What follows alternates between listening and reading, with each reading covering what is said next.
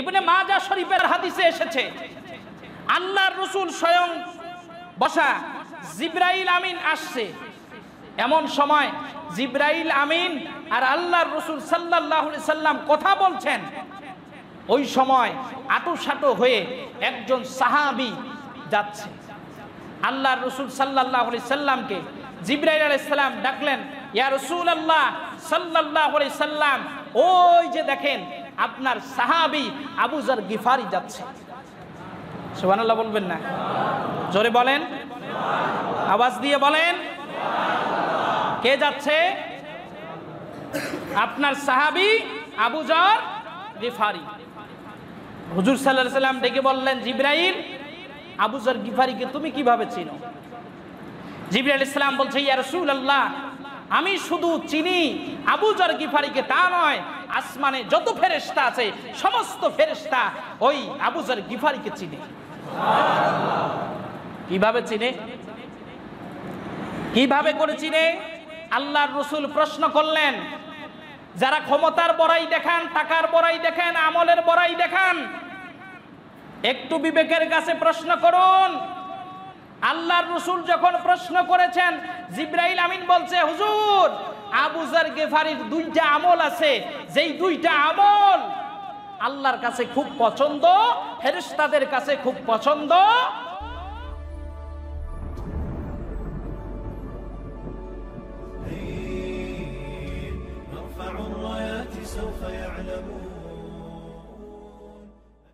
من صام رمضان ثم أتبعه ستا من شوال كان كالصيام الدهر كله.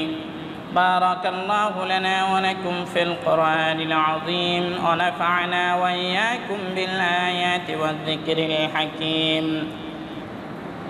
إن الله وملائكته يصلون على النبي يا أيها الذين آمنوا صلوا عليه وسلموا تسليما. اللهم صل على محمد وعلى آل محمد كما صليت على إبراهيم وعلى آل إبراهيم إنك حميد مجيد. اللهم بارك على محمد وعلى آل محمد كما باركت على إبراهيم وعلى آل إبراهيم إنك حميد مجيد. بلغ العلا كشف الدجى بجماله حسنت جميع خصاله. صلوا عليه. আলহামদুলিল্লাহ, আল্লাহ রাব্বুল আলামিনের দরবারে লাখ কোটি শুকর ও সুজুদ যে আল্লাহ সুবহানাহু ওয়া তাআলা আমাদেরকে ভালোবেসে মহব্বত করে দুনিয়াবি সমস্ত ফিতনা ফাসাদকে অপেক্ষা করে পবিত্র জুমার দিনে জুমার সালাত আদায় করার উদ্দেশ্যে তিনার ঘর মসজিদে আসার বসার, কিছু বলার শোনার তৌফিক দান করেছেন। হৃদয় নিংড়ানো ভালোবাসা দিয়ে সেই মাবুদের দরবারে কালিমাতুশ শুকর আদায় করছি, আলহামদুলিল্লাহ। লক্ষ্য করে দরুদ সালাম পেশ করছি মানবতার মুক্তির দূত উম্মতের কান্ডার সৈয়দুল বাশার ইমামুনা কুদওয়াতুনা হাবিবুনা জনাবে মুহাম্মদুর রাসূলুল্লাহ সাল্লাল্লাহু আলাইহি ওয়াসাল্লামের প্রতি। সম্মানিত হাজিরিন, আল্লাহ রাব্বুল আলামিনের মহাগ্রন্থ আল কুরআনুল কারীম থেকে একখানা আয়াতে কারিমা তেলাওয়াত করেছি। রাসূলুল্লাহর অসংখ্য হাদিসের বাণী থেকে এক টুকরা হাদিস তেলাওয়াত করেছি। আমার মাবুদ যদি তৌফিক দান করে তাহলে কিছু কথা হবে ইনশাআল্লাহ। সম্মানিত হাজিরিন, আমরা সকলেই অবগত আছি যে মাস চলছে আরবিতে, এই মাসের নাম হলো শাওয়াল মাস। কি মাস বলুন সবাই? কি মাস? যে মাসটি আমাদের কাছ থেকে বিদায় নিল এই মাস ছিল কি? রমজান মাস। এই রমাদান মাসে আমরা কি শিক্ষা পেলাম সে বিষয়ে ইনশাআল্লাহ কিছু কথা হবে এবং ইতিপূর্বেও হয়েছে।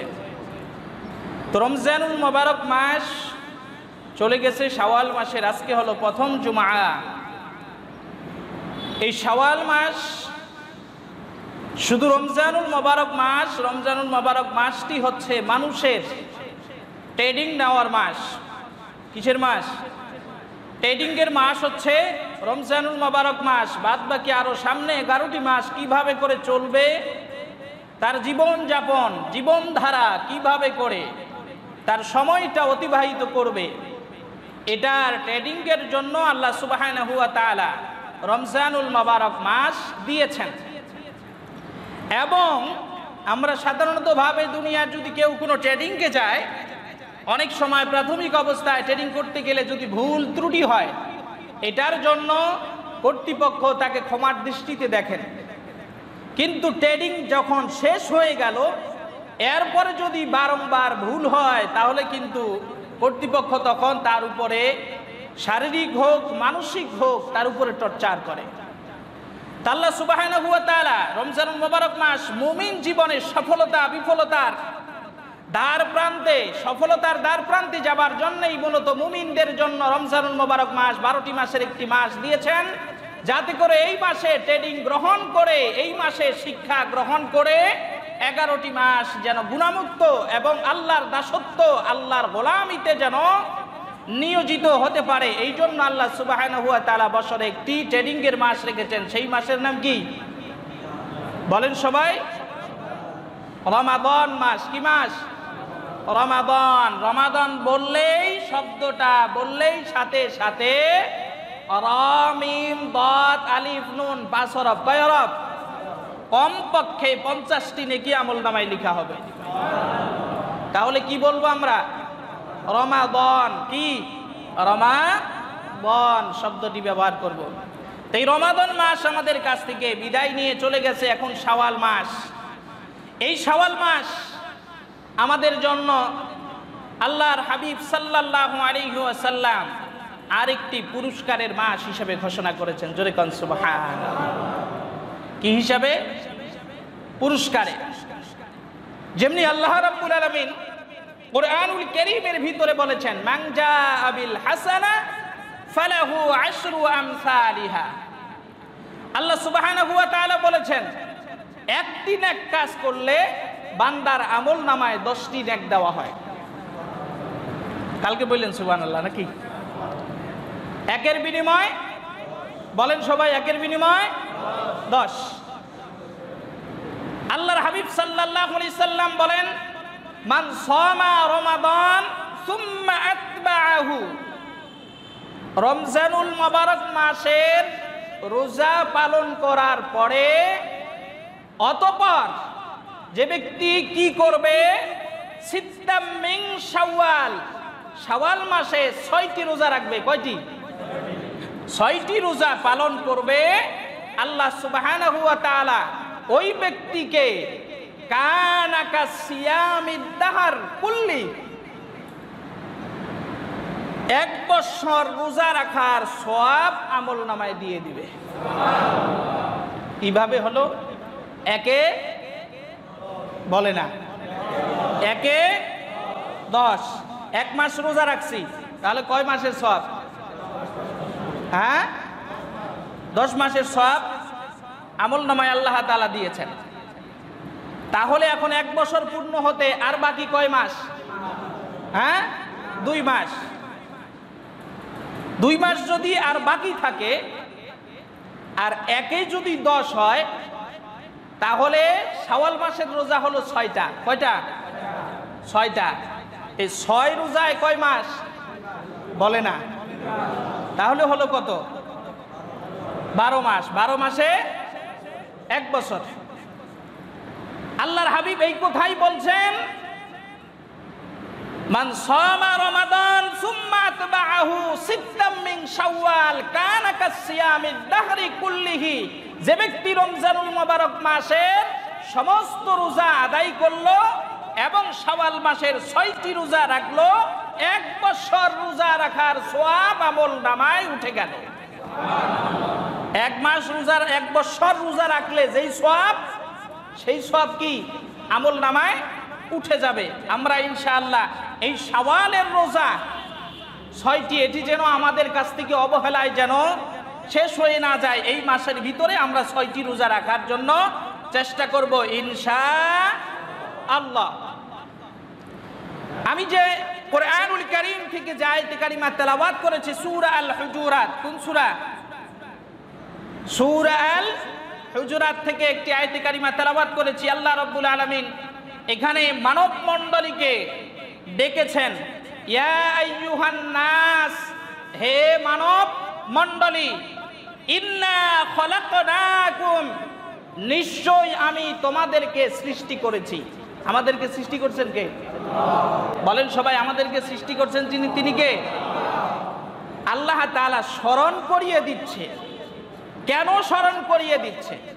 এক নাম্বার হলো মানব মণ্ডলীকে আল্লাহ তাআলা ডাকলেন, দ্বিতীয় নাম্বার হলো একটি কথা স্মরণ করিয়ে দিবেন, নিশ্চয়ই আমি আল্লাহ তাআলা তোমাদেরকে সৃষ্টি করেছি। কিসের থেকে? মিন যাকারি ওয়া উনসা, একজন পুরুষ এবং একজন নারী থেকে। কয়জন পুরুষ? সেই পুরুষের নাম কি? কথা কয় না। সেই পুরুষের নাম কি? আদম আলাইহিস সালাম। আমাদের আদি পিতার নাম আদম আলাইহিস সালাম, আর মহিলার নাম হাওয়া। এই আদম এবং হাওয়া মিন যাকারিন ওয়া উনসা, একজন পুরুষ এবং একজন নারী থেকে তোমাদেরকে আমি আল্লাহ তাআলা সৃষ্টি করেছি। সুবহানাল্লাহ। সৃষ্টি করে কি করেছি? ওয়াজআলনাকুম, আল্লাহ সুবহানাহু ওয়া তাআলা এবার ডেকে বলছেন ওয়াজআলনাকুম শুউবান ওয়া কবাইলা লিতাআরাফু, আমি আল্লাহ তাআলা সৃষ্টি করার পরে এই দুইজন, একজন পুরুষ একজন মহিলার থেকে তোমাদেরকে সৃষ্টি করার পরে কি করেছি? তোমাদেরকে বিভিন্ন জাতে গোত্রে বিভক্ত করে দিয়েছি। লিতাআরাফু, যাতে তোমরা পরস্পরে একে অপরের কাছে তোমাদের পরিচয় দিতে পারো। 3 নাম্বার কথা আল্লাহ সুবহানাহু ওয়া তাআলা যেটা বলছেন সেটা হলো যে আমাদেরকে আল্লাহ তাআলা একই বাবা একই মায়ের কাছ থেকে সৃষ্টি করে, তাদের মাধ্যমে সৃষ্টি করে কি করেছেন? আমাদেরকে বিভিন্ন গোত্রে এবং জাতে বিভক্ত করে দিয়েছেন। কেন দিয়েছেন? যাতে করে এক গোত্র আরেক গোত্রকে পরিচয় দিতে পারি। পরিচয় দেওয়ার জন্য সুযোগ করে দিয়েছেন আল্লাহ সুবহানাহু ওয়া তাআলা। এখন পরিচয়ের দিক থেকে কার সম্মান ইজ্জত বেশি? আল্লাহ সুবহানাহু ওয়া তাআলা 4র্থ নাম্বার সেই কথাটা বলছেন, সেটি হলো এদের মাঝখান থেকে ইন্না আকরামাকুম ইনদাল্লাহি আতকাকুম, নিশ্চয়ই তাদের সম্মান মর্যাদা অধিক পরিমাণে আমার কাছে বেশি যারা মুত্তাকি হতে পেরেছে। সুবহানাল্লাহ। কি হতে পেরেছে? মুত্তাকি মানে তাকওয়াবান হয়েছে, আল্লাহ ভীরুতা যারা হয়েছে, তাদের সম্মান ইজ্জত আল্লাহ সুবহানাহু ওয়া তাআলার কাছে বেশি। এই ঘোষণা দিয়েছেন কে? বলেন সবাই, সেই ঘোষণা দিয়েছেন কে? আল্লাহ তাআলা দিয়েছেন। এরপরে আবার আল্লাহ সুবহানাহু ওয়া তাআলা ডেকে বলতেছে ইন্নাল্লাহ, নিশ্চয় আমি আল্লাহ, আলিম, সমস্ত কিছু জানি, খবীর, এবং তোমাদের সমস্ত কার্যক্রমের সব খবর আমি আল্লাহ তাআলার কাছে আছে। যদি কান সুবহানাল্লাহ। তাহলে আমরা ভালো করি, খারাপ করি, নেক কাজ করি, বদ কাজ করি, অন্যায় করি, অপরাধ করি, দুনিয়ার জমিনের ভিতরে যত কিছুই করি না কেন, সমস্ত কিছুর খবর আছে কার কাছে? জোরে বলেন, কার কাছে আছে? আল্লাহ তাআলার কাছে আছে। আল্লাহ সুবহানাহু ওয়া তাআলার কাছে আমাদের ভালো মন্দ সমস্ত কিছুর খবর আল্লাহর কাছে আছে। পৃথিবীর জমিনের ভিতরে একজন মানুষ, স্বামী তার স্ত্রীর সাথে ধোঁকাবাজি করতে পারে, স্ত্রী স্বামীর চোখ ফাঁকি দিতে পারে, স্বামী স্ত্রীর চোখ ফাঁকি দিতে পারে, সন্তান বাবার চোখ ফাঁকি দিতে পারে, বাবা সন্তানের চোখ ফাঁকি দিতে পারে, ইমাম মুসল্লির চোখ ফাঁকি দিতে পারে, মুসল্লি ইমামের চোখ ফাঁকি দিতে পারে। একটি চক্ষু কেউ ফাঁকি দিতে পারে না, সেই চোখ হলো আল্লাহ সুবহানাহু ওয়া তাআলার কুদরতি চোখ। এখন হিসাব মিলাতে হবে। এই আয়াতের ভিতরে কথা হলো 5টা। বলেন কয়টা? জোরে বলেন কয়টা? 5টা কথা। 1 নাম্বার, আল্লাহ তাআলা ডেকেছেন। কাকে ডেকেছেন? মানব মণ্ডলীকে ডেকেছেন। 2 নাম্বার হলো একটি কথা স্মরণ করিয়ে দিয়েছেন যে তিনি স্রষ্টা, তিনি আমাদেরকে সৃষ্টি করেছেন। কিসের থেকে সৃষ্টি করেছেন? একজন পুরুষ একজন নারীর থেকে, তার মাধ্যমে কি করেছেন? সৃষ্টি করেছেন। 3 নাম্বার হলো আমাদেরকে আলাদা আলাদা করেছেন।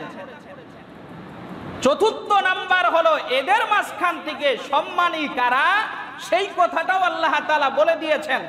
5 নাম্বার হলো ভালো মন্দ আমার জীবনের পরতে পরতে সর্বাঙ্গীনায় সর্বমোহনায় যা কিছু করি না কেন সমস্ত কিছুর খবর তার কাছে আছে। সুবহানাল্লাহ বলবেন না? কার কাছে আছে বলেন? কার কাছে? আল্লাহ সুবহানাহু ওয়া তাআলার কাছে সমস্ত খবর আছে। এখানে ছলছাতুরি করার কোনো সুযোগ নাই। এখন এই রমজানুল মুবারক মাস যেটা আমাদের কাছে ছিল এখন বিদায় হয়ে গেল। এই রমজানুল মুবারক মাসে কে কতটুকু ভালো কাজ করেছি, কে কতটুকু আল্লাহকে সন্তুষ্ট করতে পেরেছি, কে কতটুকু আল্লাহ তাআলার হুকুম আহকাম মেনেছি, যে যতটুকু আল্লাহর হুকুম আহকাম মেনেছি, যে যতটুকু নেকের কাজ করতে পেরেছি, এটার ফলাফল বোঝা যাবে বাকি 11 মাস। এই 1 মাসের শিক্ষা 11 মাসে এর রেজাল্ট বোঝা যাবে যে আমরা কিরকম তাকওয়াবান হয়েছি আর কতটুকু আল্লাহকে স্রষ্টা হিসেবে গ্রহণ করেছিলাম। আজকে 1 নাম্বার শর্ত আমরা ভুলে গেছি। আমরা যে মানুষ, আমরা কি? এটা 1 নাম্বার আয়াতের 1 নাম্বার কথা। আমরা কি? মানুষ। এটা আমরা ভুলে গেছি 1 নাম্বারে। 2 নাম্বার হলো আল্লাহ যে আমাদের স্রষ্টা, তিনি যে আমাদেরকে সৃষ্টি করেছেন, এই কথাও আমরা ভুলে গেছি। কয়টা বললাম? 2টা। নাম্বার 3 নাম্বারটা হলো যে আমাদেরকে সৃষ্টি করা হয়েছে একজন পুরুষ একজন নারীর থেকে, সেটাও ভুলে গেছি। 4 নাম্বার যেই বিষয়টা, সেইটা হলো আমাদেরকে গোত্রে বিভিন্ন জাতিতে বিভক্ত করে রেখেছেন। এইটা আমাদের স্মরণ আছে, কিন্তু সেটা গোত্র জাতি এটাই না। আমাদের স্মরণ আছে এইটা যে আমি অমুক গোষ্ঠীর মানুষ, তোমার চেয়ে আমার ক্ষমতা বেশি, তোমার চেয়ে আমার গোত্রের দাম বেশি, তোমার চেয়ে আমার বংশ পরিচয় মর্যাদা বেশি।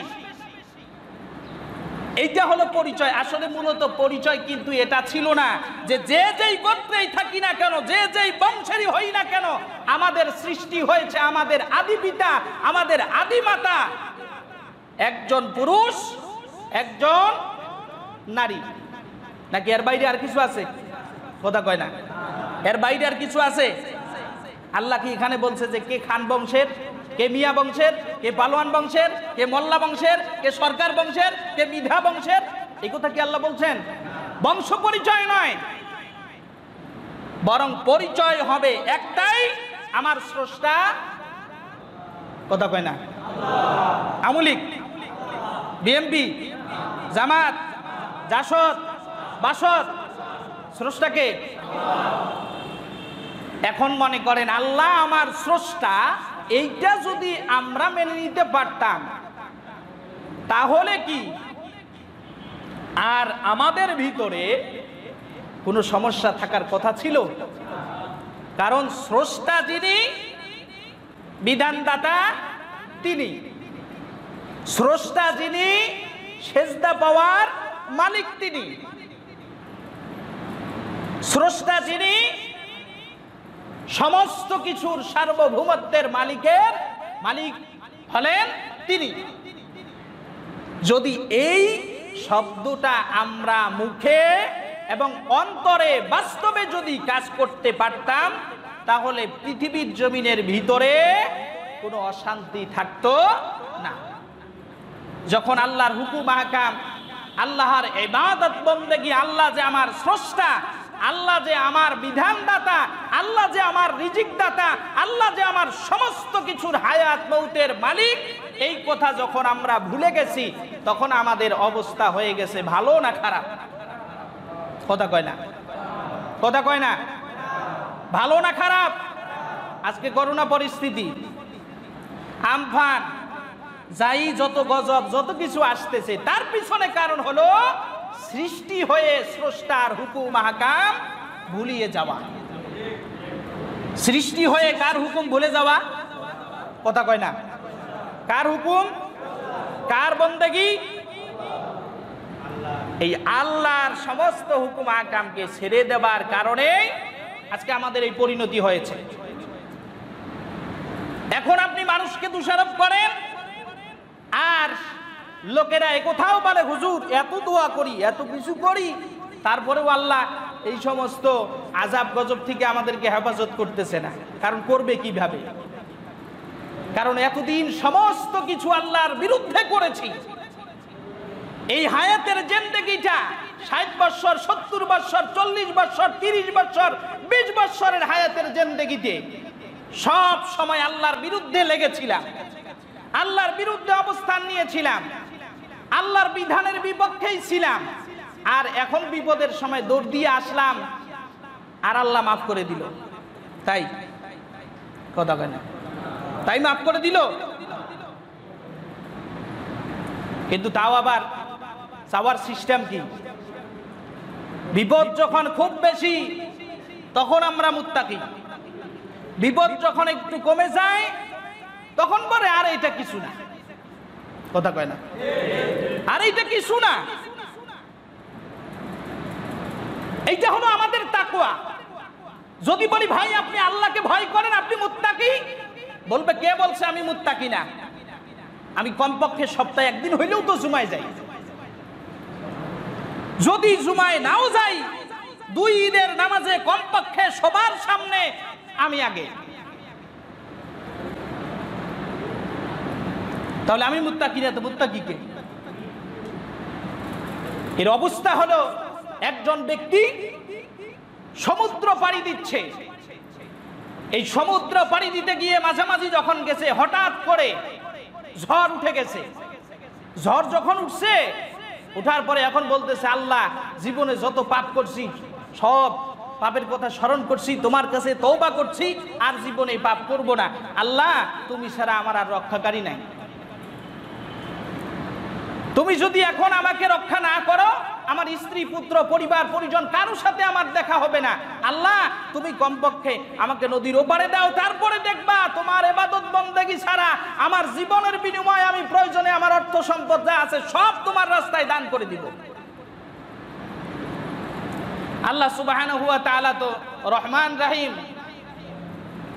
দয়া করে তাকে পার করে দিয়েছে। পার হয়ে যাবার পরে এবার ওপারে গিয়ে বলতেছে, আল্লাহ এটা কি খেলা দেখাইলা তুমি? এইভাবে কোনোদিন মানুষকে বিপদে ফেলাইতে হয়? দেখছেন, আল্লাহ যা বলছিলাম এখন একটাও পারবো না। তো আমাদের অবস্থা হইল, যখন বিপদ আসে তখন আল্লাহ ছাড়া আর কিছু বুঝি না।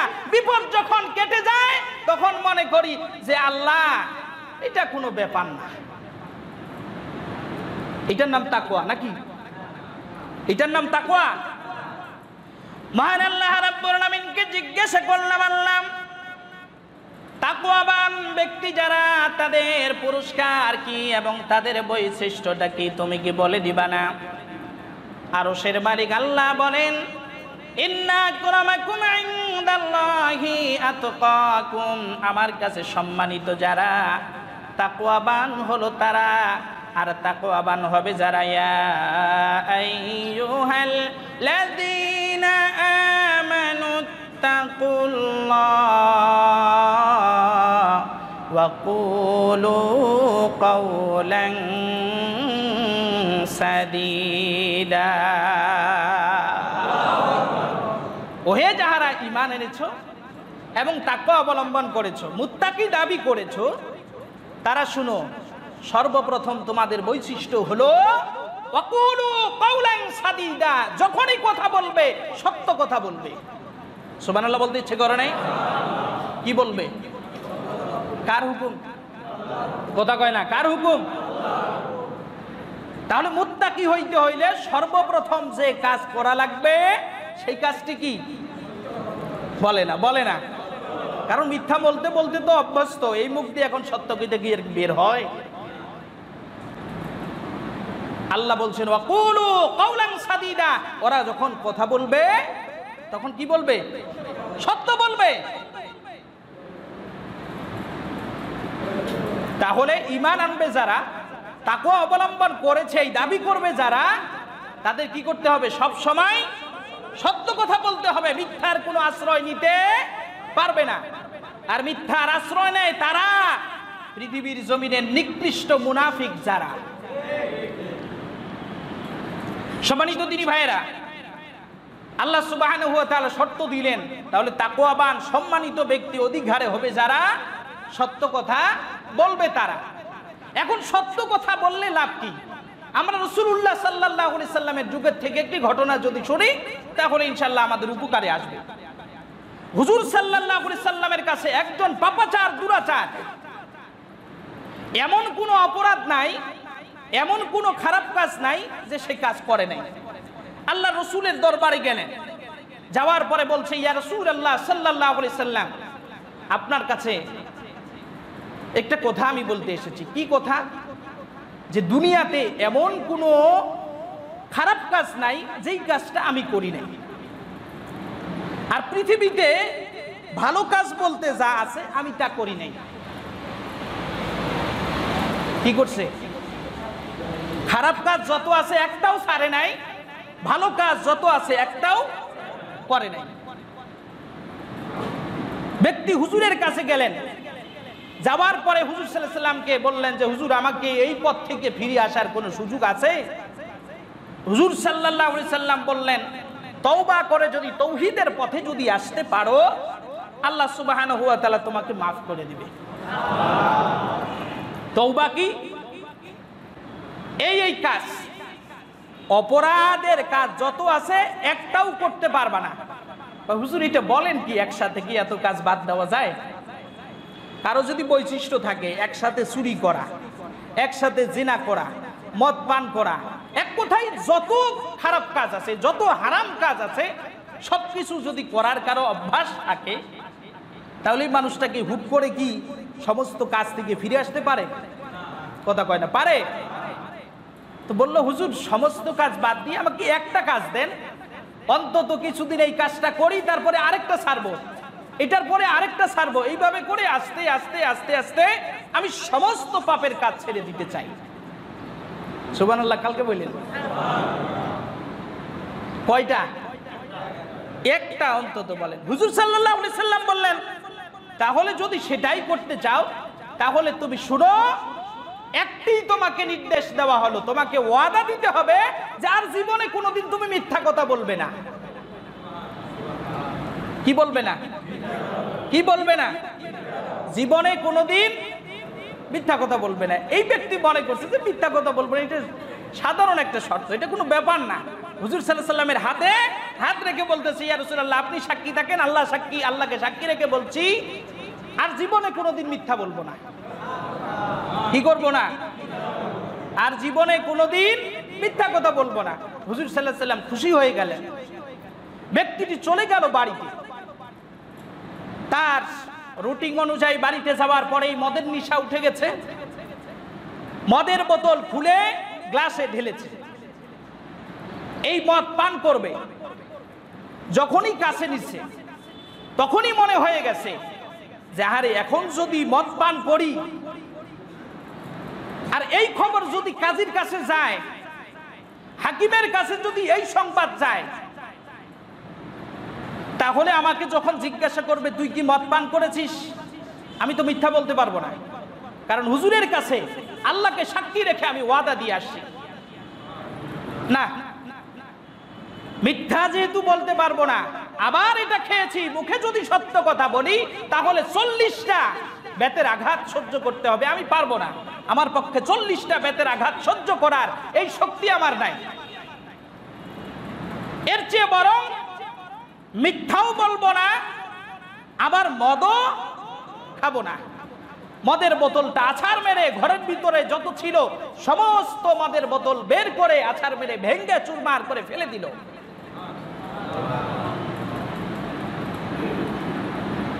এরপরে কিছুদিন পরে আবার রাস্তা চলছে, যেহেতু জেনাকার, যাদের চরিত্র ভালো না, এদের চোখ থাকে সব সময়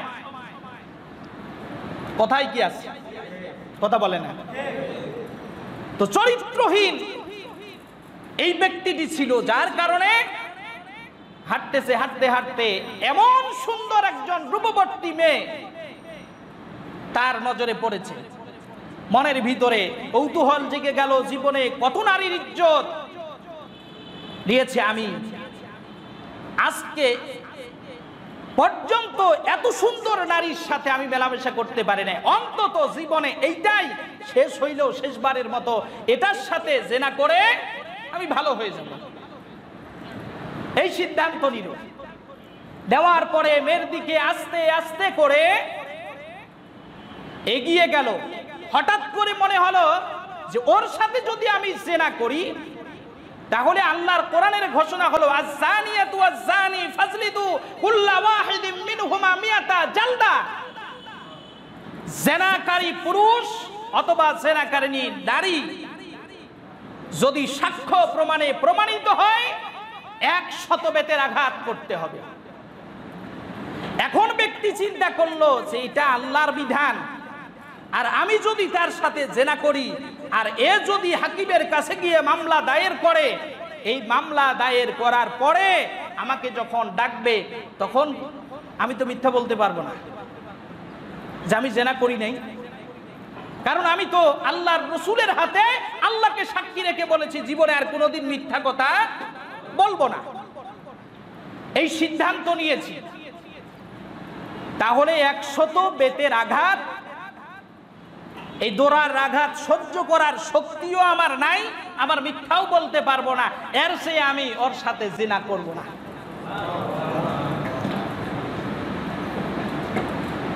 চলে আস, সেই মেয়ের সাথে জেনার কাজে লিপ্ত হলো না। এরপরে ফিরে আসার পরে গেছে মসজিদের ভিতরে। কোথায়? কথা কয় না, মসজিদের ভিতরে। মসজিদে জামাত হয়ে গেছে, নামাজ শেষে একজন মুসাফির স্বর্ণ মুদ্রা একটি থলির ভিতরে ভরা, সেই থলি মাথার নিচে দিয়ে শুয়ে ঘুমিয়ে পড়েছে। ঘুমের কারণে সেই থলির থেকে মাথাটি সরে অনেক অন্য জায়গায় গিয়েছে। সেই থলির ভিতরে স্বর্ণ মুদ্রাগুলি দেখা যাচ্ছে। এবার চিন্তা করলো, যাক, জীবনে যাই করছি না করছি, উন্নতি কিছু করতে পারি নাই, এইবার সুযোগ, এই স্বর্ণ মুদ্রাগুলি যদি আমি নিতে পারি তাহলে জীবনে আর কোনোদিন কষ্ট করা লাগবে না, টাকা পয়সার টেনশন করতে হবে না, সারা জীবন বসে খেতে পারবো। এই সিদ্ধান্ত নিয়ে থলির কাছে হাত বাড়াইছে। বাড়াতে গিয়ে মনে হলো, আরে যেই হাত দিয়ে এই থলির স্বর্ণ মুদ্রা চুরি করব, আল্লাহ তো হুকুম জারি করেছে, ওয়াস-সারিকু ওয়াস-সারিকাতু ফাকতাউ আইদিয়াহুমা জাযাম বিমা কাসাবা নাকালাম মিনাল্লাহ। আল্লাহু আকবার। চিন্তা করলো, যেই হাত দিয়ে থলির দিকে হাত বাড়াচ্ছি, যদি সাক্ষ্য প্রমাণে প্রমাণিত হয়ে যায় আমি চোর, আর আমাকে যদি ডাকা হয়, আমাকে যদি জিজ্ঞাসা করা হয় যে তুমি কি চুরি করেছো, কারণ আমি তো রাসূলুল্লাহর হাতে হাত রেখে আল্লাহকে সাক্ষী রেখে বলেছি মিথ্যা কথা বলবো না। তো মিথ্যা কথা যেহেতু বলতে পারবো না, সত্য কথা বললে আবার হাত, কথা কয় না, হাত আর থাকবে, হাত কেটে দেওয়া হবে। এর চেয়ে বরং হাতের জায়গায় হাত থাক, মুখটাও পবিত্র থাক, আমি তার স্বর্ণ মুদ্রা ধরব না। এইভাবে করে তার জীবনে চলতে চলতে যত অপরাধ আসছে, শুধু একটি চিন্তা, মিথ্যা বলতে পারবো না, সত্য কথা ছাড়বো না। এই সিদ্ধান্ত নেওয়ার পরে যখন মিথ্যা ছেড়ে দিয়েছে, এখন বলেন তার দ্বারাই কি আর কোনো অপরাধ হওয়া সম্ভব? কথা কয় না, সম্ভব? অসম্ভব হয়ে দাঁড়িয়ে পড়লো। কিছুদিন পরে রাসূলুল্লাহর সাথে সাক্ষাৎ করলো। আল্লাহর রাসূল সাল্লাল্লাহু আলাইহি সাল্লাম তাকে জিজ্ঞাসা করলো, সেদিন থেকে শুরু করে এ পর্যন্ত কি তুমি কোনো মিথ্যার আশ্রয় নিয়েছো? বলছে, ইয়া রাসূলুল্লাহ সাল্লাল্লাহু আলাইহি সাল্লাম, আসমানের নিচে জমিনের উপরে, শুধু তাই নয়, সমস্ত কায়নাতের ভিতরে আপনার চেয়ে শ্রেষ্ঠ মানব যেহেতু নাই, সৃষ্টির শ্রেষ্ঠ হইলেন আপনি, আর আপনার স্রষ্টাকে সাক্ষী রেখে যেহেতু আমি আপনার সাথে প্রতিশ্রুতিবদ্ধ হয়েছি যে মিথ্যা বলবো না, সেই মুহূর্ত থেকে এই মুহূর্ত পর্যন্ত একটি মিথ্যা কোথাও আমি বলি নাই। আল্লাহর রাসূল সাল্লাল্লাহু আলাইহি সাল্লাম বললেন, যদি তুমি একটি মিথ্যা কোথাও না বলে থাকো, তাহলে তোমার পূর্বের ইতিহাস হলো জীবনে কোনোদিন ভালো কাজ করো নাই, খারাপ কাজ ছাড়ো নাই। সেদিন থেকে শুরু করে আজও পর্যন্ত যদি সত্য কথার উপরে অটুট থাকো, তাহলে তোমার কি বিপরীত হয়েছে কিনা? ভালো কাজ ছাড়ো নাই আর খারাপ কাজ করো নাই। ব্যক্তি বলছি, ইয়া রাসূলুল্লাহ সাল্লাল্লাহু আলাইহি সাল্লাম, যখনই খারাপ কাজের কাছে গিয়েছি তখনই আমার মনে হয়েছে যে না, আমি মিথ্যার আশ্রয় নিতে পারবো না, তখন আমি খারাপ কাজ থেকে বিরত থেকেছি। ভালো কাজ যখনই আমার সামনে আসছে তখনই আমি করেছি। আল্লাহর রাসূল সাল্লাল্লাহু আলাইহি সাল্লাম বলল, মৃত্যু পর্যন্ত যদি একটি কথার উপরে তুমি অটুট থাকতে পারো, এটাই তোমাকে জান্নাতুল ফিরদাউসের মেহমান বানিয়ে দিবে। সম্মানিত ভাইরা, তাহলে বুজুর্গি শুধু পাঞ্জাবি, টুপি আর পাগড়ির ভিতরে নয়, বুজুর্গি হলো জীবনের পরতে পরতে যত বিপদ আসবে, বালা মুসিবত আসবে, কোনোদিন মিথ্যা কথা বলা যাবে না। যদি মিথ্যা কথা না বলি, তাহলে আমরা মুত্তাকি হতে পারবো। আর আমাদের ব্যাপারে ওই মুত্তাকি তারাই যারা সত্য কথা বলে। সুবহানাল্লাহি ওয়া বিহামদিহি। তাহলে আজকের থেকে মিথ্যা কথা বলবো না, এই সিদ্ধান্ত নেওয়া যায়? কথা কয় না? হ্যাঁ, ইনশাআল্লাহ। হুজুর শুধু মসজিদে, শুধু মসজিদে হুজুর। মিথ্যা কথা না বললে আমার দোকানদারি হবে না, মিথ্যা কথা না বললে আমার ব্যবসা চলবে না, মিথ্যা কথা না বললে আমার স্বামী স্ত্রী আমরা দুইজনে ঘরের ভিতরে বসত করতে পারি না। স্বামী স্ত্রীর কাছে মিথ্যা কথা বলে, স্ত্রী স্বামীর কাছে মিথ্যা কথা বলে, সন্তান বাবার সাথে মিথ্যা কথা বলে, বাবা সন্তানের সাথে মিথ্যা কথা বলে। কথা বলেন ঠিক কিনা? যদি সত্য কথা, এই একটা কথা যদি আমরা মানতে পারতাম, তাহলে সমাজের থেকে শুরু করে, ঘরের থেকে শুরু করে সমাজ, সমাজ থেকে শুরু করে রাষ্ট্র পর্যন্ত কোথাও অশান্তির আগুন জ্বলতো না। তাহলে জ্বলতেছে কেন? জ্বলতেছে কেন বলেন? মিথ্যা কথা ছাড়তে পারতেছি না, ছাড়ার চেষ্টাও করতেছি না, ছাড়ার চেষ্টাও করতেছি না। যারা দোকানদার বলে, হুজুর এই কাপড়টা দেখতেছেন, এটা 200 টাকা গজ কিনা। আবার যারা কাপড় বিক্রি করেন, আপনারা মনে করেন না যে হুজুর আমাদেরকেই ধরছে। আমি উদাহরণস্বরূপ বলতেছি, 200 টাকা যদি গজ কিনা হয়, তাহলে ন্যূনতম তার পিছনে প্রতি গজে 2 টাকা হইলেও 3 টাকা হইলেও খরচ, তাহলে 203 টাকা তার কিনা পড়ে যায়।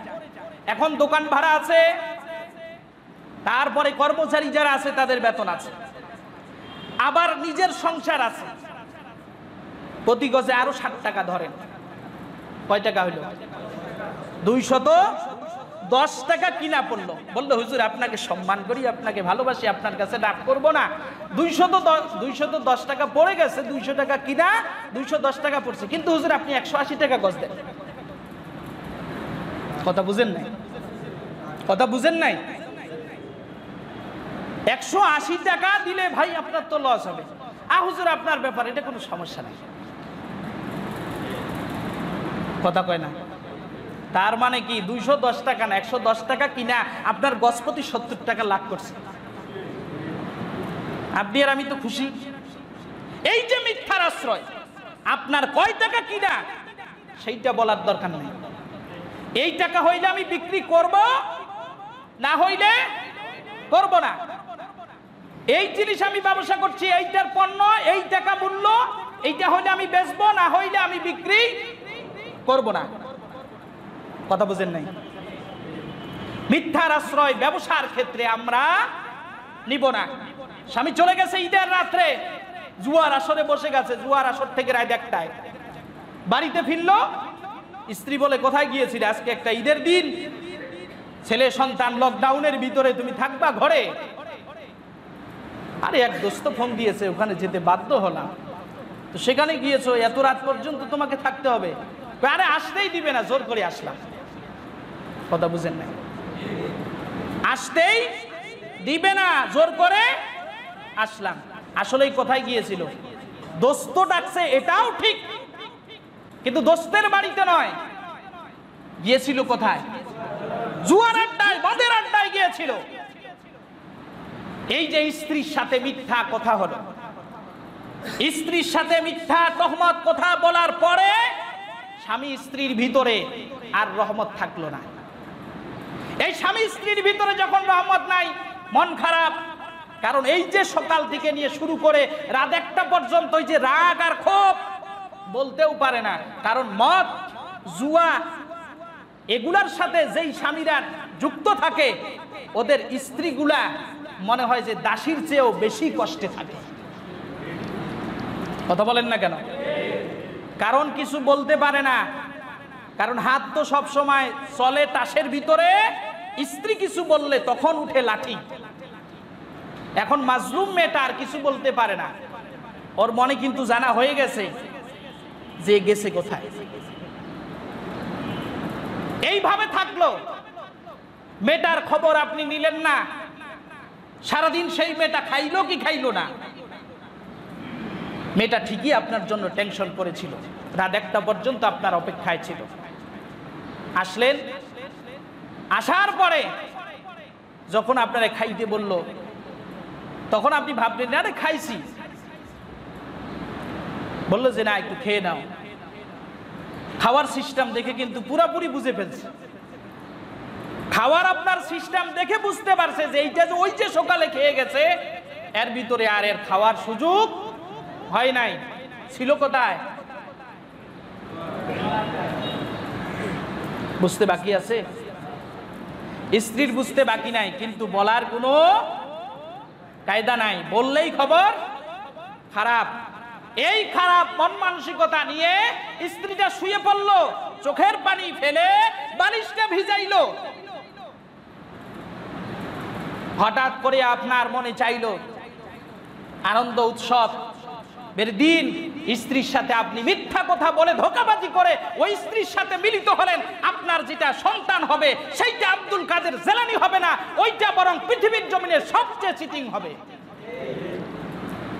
যদি মিথ্যা না বলতেন, স্ত্রী আর স্বামীর ভিতরে সুন্দর ভালোবাসা আরেকটা বন্ধন থাকতো। এই ভালোবাসার ভিতরে যদি একটি সন্তান পৃথিবীতে আসতো, সেটা নির্ঘাত আল্লাহর ওলি হয়ে যেত। তাহলে আমাদের পরবর্তী প্রজন্ম আসছে যারা, তারা ভালো হচ্ছে না খারাপ হচ্ছে? কেন খারাপ হচ্ছে? এটার জন্য দায়ী কে? বাবা আর মা, দুইজনই দায়ী। মিথ্যার আশ্রয় ছাড়তে হবে। মিথ্যার আশ্রয় কোনো মুমিন নিতে পারে না। এই মিথ্যাই আমাদেরকে পারে জীবনের পরিবর্তন ঘটাতে, সমাজের পরিবর্তন ঘটাতে, রাষ্ট্রের পরিবর্তন ঘটাতে। সম্মানিত দিনী ভাইরা, তাহলে 1 নাম্বার, মুত্তাকি হবে যারা, আল্লাহর কাছে সম্মানী হবে যারা, মিথ্যা কথা কখনো বলবে না তারা। তাহলে আমরা কি সেই মুত্তাকি হতে চাই? মুত্তাকি হইতে হলে মিথ্যা কথা বলবো না সত্য কথা? মিথ্যার আশ্রয় নিব নাকি সত্যের আশ্রয়? মৃত্যুও যদি আসে সত্য বলার কারণে, তারপরেও সত্যটা বলতে হবে, মিথ্যা বলা যাবে না। পরিবার পরিজন থেকে শুরু করে সর্বক্ষেত্রে, সর্বমহনায় সব জায়গার ভিতরে আমরা সত্য বলবো, ব্যবসা বাণিজ্যে সব জায়গার ভিতরে আমরা সত্য বলবো, কখনোই মিথ্যার আশ্রয় নিব না ইনশাআল্লাহ। 2 নাম্বার, মুত্তাকি হবে যারা, তাদের ব্যাপারে আল্লাহ সুবহানাহু ওয়া তাআলা কোয়ালিটি বর্ণনা করেছেন। মুত্তাকি হবে 2 নম্বরে যারা, তাদের বৈশিষ্ট্য হলো অন্যের সাথে কথা বলতে গিয়ে কর্কশ ভাষা ব্যবহার করবে না, তারা সুন্দর সাবলীল প্রাঞ্জল ভাষায় কথা বলবে। তারা কার কোয়ালিটি? মুত্তাকি যারা। কারণ সত্য কথা সব সময় সুন্দর, মনে রাখতে হবে, সত্য কথা সব সময় সুন্দর। আপনার সাথে একজন মিথ্যা কথা বলতেছে, আপনি ইচ্ছা করলে একটু ভালো করে খেয়াল করলেই বুঝতে পারবেন যে ও মিথ্যা বলতেছে। আর সত্য কথার ভিতরে যে মাধুর্যতা থাকে, সত্য কথার ভিতরে যে বিনয়তা থাকে, মিথ্যা কথা এটা থাকে না। কারণ চিন্তা হলো, মিথ্যা কথার আশ্রয় তো মানুষ তখনই নেয় যখন কোনো বিপদ থেকে বাঁচতে চায়। কথা কয় না? কোনো বিপদ থেকে যখন মানুষ বাঁচতে চায় তখনই মিথ্যার আশ্রয় নেয়। কোনো মানুষকে যখন ধোঁকা দিতে চায় তখনই মানুষ মিথ্যার আশ্রয় নেয়। এই জন্য মিথ্যা কথা বলা যাবে না। 2 নাম্বার, কর্কশ ভাষা, এই কর্কশ ভাষা ব্যবহার করা যাবে না। তাহলে মুমিনরা একজন আরেকজনের সাথে যখন কথা বলবে, মুমিনরা যখন কাফেরের সাথে, মুশরিকের সাথেও কথা বলবে, তখন কর্কশ ভাষা ব্যবহার করবে না। আমাদের অবস্থা হলো এখন উল্টা। আমাদের অবস্থা এখন উল্টা। আমরা এক মুসলমান আরেক মুসলমানদেরকে শুধরাইতে চাইলেও কর্কশ ভাষা ব্যবহার করি। কমলতা, নম্রতা ভাষা আমাদের ভিতরে নাই। অথচ রাসূলুল্লাহ সাল্লাল্লাহু আলাইহি সাল্লামের কাছে কত জেনাকার, কত চোর, কত বাটপার, কত চিটিং এরা আসছে। রাসূলুল্লাহ সাল্লাল্লাহু আলাইহি সাল্লাম কাউকে ধমক দিয়ে, কর্কশ ভাষা ব্যবহার করে কাউকে তার জায়গা থেকে সরিয়ে দেয়নি। সুবহানাল্লাহ বলতে ইচ্ছে করে নাই? 3 নাম্বার হলো, মুত্তাকি হবে যারা, অন্যের প্রতি শ্রদ্ধাশীল হবে তারা। সুবহানাল্লাহ বলতে ইচ্ছে করে নাই? অন্যের প্রতি কি হবে? শ্রদ্ধাশীল হবে মুত্তাকি যারা। আর মুত্তাকি ছাড়া যারা, ওদের কোনোই নাই। জায়গায় একজন সম্মানী মানুষকে বেইজ্জতি করবে, কোনো বাদবে না। কিন্তু মুত্তাকির বৈশিষ্ট্য হলো 3 নাম্বার, সম্মানী ব্যক্তিদেরকে পর্যাপ্ত পরিমাণে সম্মান, সেটাদেরকে নিয়ে বসা। এমন সময় একজন ইহুদির লাশ আসতেছে, হুজুর সাল্লাল্লাহু আলাইহি সাল্লাম সাহাবায়ে কেরাম সহ দাঁড়িয়ে গেছে।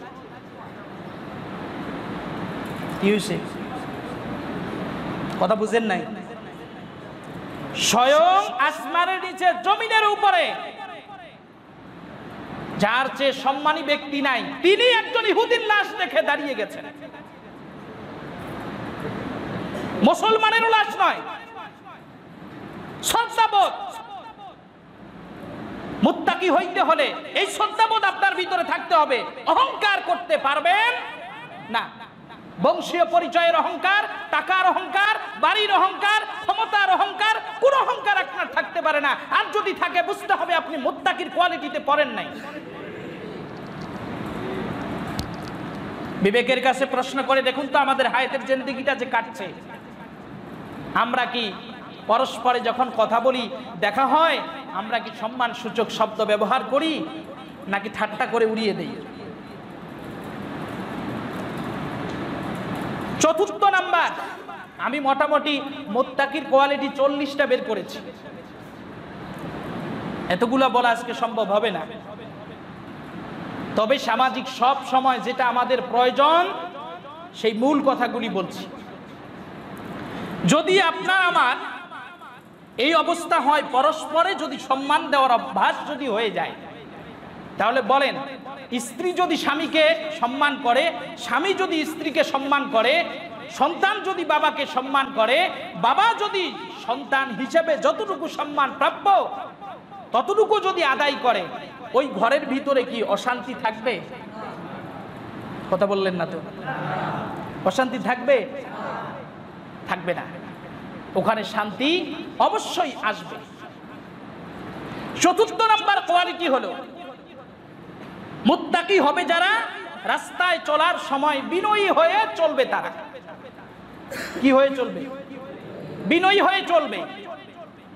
আল্লাহর রাসূল সাল্লাল্লাহু আলাইহি সাল্লাম দাঁড়ানো, ইবনে মাজাহ শরীফের হাদিসে এসেছে আল্লাহর রাসূল স্বয়ং বসা, জিবরাইল আমিন আসছে। এমন সময় জিবরাইল আমিন আর আল্লাহর রাসূল সাল্লাল্লাহু আলাইহি সাল্লাম কথা বলছেন। ওই সময় আঁটুসাঁটো হয়ে একজন সাহাবী যাচ্ছে। আল্লাহর রাসূল সাল্লাল্লাহু আলাইহি সাল্লামকে জিবরাইল আলাইহিস সালাম ডাকলেন, ইয়া রাসূলুল্লাহ সাল্লাল্লাহু আলাইহি সাল্লাম, ওই যে দেখেন আপনার সাহাবী আবু যর গিফারি যাচ্ছে। সুবহানাল্লাহ বলবেন না? জোরে বলেন, আওয়াজ দিয়ে বলেন।